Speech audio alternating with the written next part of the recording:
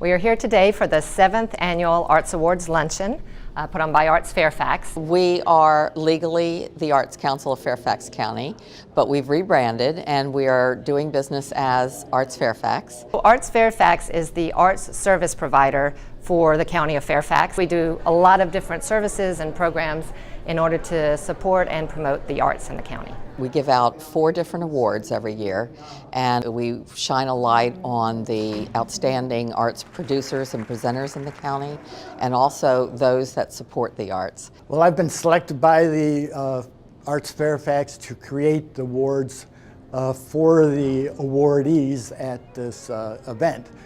So to me, that's a great honor. Fairfax County has a plethora of fabulous artists, and to be selected, that really is really important, I think. It's important to celebrate the arts. The arts add a lot to our lives, not just in terms of our quality of life, but they build strong communities. And also, the arts are a great economic generator. Through many studies, we know that an investment in the arts, for every $1 investment, there's a 7-to-1 return.